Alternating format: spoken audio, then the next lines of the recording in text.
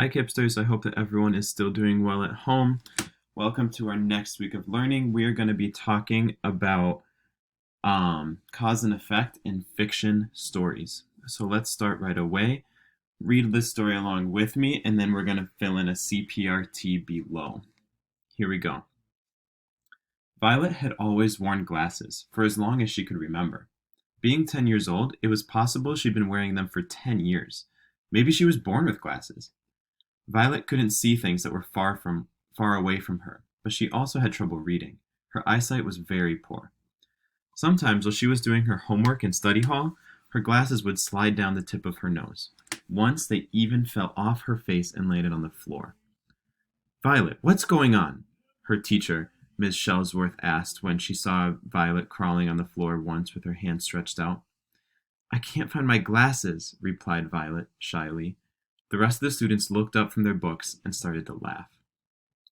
When Violet found the brown specks behind her desk, she quickly put them back onto her face. But they wouldn't stay on. They were broken. Not wanting to draw any more attention to herself, Violet held her glasses onto her face with her index finger and pretended to read. That night, she told her mother what had happened. "If we're going to have to get you new glasses," she said sternly. "We're going to have to get you new glasses," she said sternly. Violet's mother was a doctor, and she worked long hours. When she came home, she was often too tired to do much of anything other than watch television with Violet. Her father didn't live with her. He'd moved out of the house when Violet was just a little girl. She visited her father on weekends, though. He lived in a nearby town and always took her to baseball games in the summer. But it wasn't summer yet. Violet still had 3 months left of school, and that meant 3 more months of being made fun of because her silly, loose glasses. Violet hated her glasses. The day after her glasses had fallen on the floor, Violet's mother took her to the eye doctor. They did all sorts of tests to see whether she needed a new prescription. After the tests, she showed that her eyes had gotten worse since the last time she'd been there. It was time to pick out new glasses frames. Violet looked at the shiny glass case that was almost as tall as she was. There were boring brown frames and simple black frames, but there were also some pink and blue frames and even some sparkly yellow frames. "Mom, can I get those?" Violet said, pointing to the sparkly yellow frames. "No, you cannot. Those glasses are not appropriate for school," said her mother tersely. "But," said Violet. "No buts. You will get these frames right here," said her mother, pointing to some round gray glasses that Violet hadn't even noticed. Violet was sad, but there was no use arguing with her mother. She was stuck with the gray frames. Still, Violet wasn't about to put them on right away. She decided to pout instead, all the way home. The next day was a Saturday. It was raining hard, and Violet wouldn't have gone outside if her father weren't coming to take her to the movies. "You all ready, Bug?"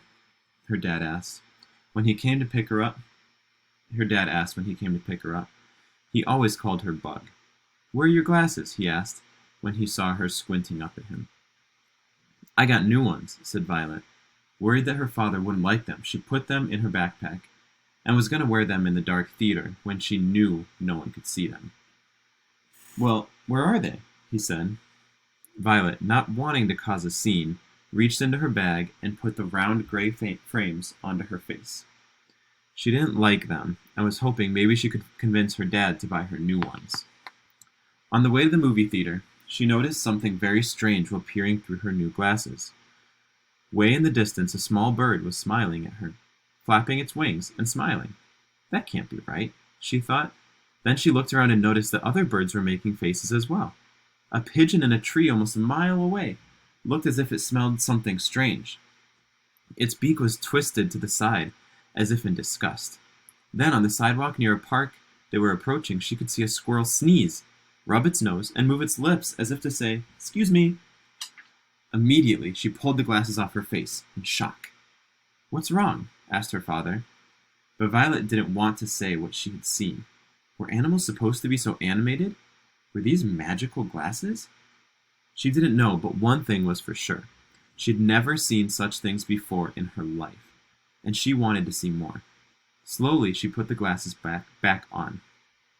They were almost at the movie theater, so she made sure to look at as many trees as possible in search of more squirrels, more birds, and more little creatures.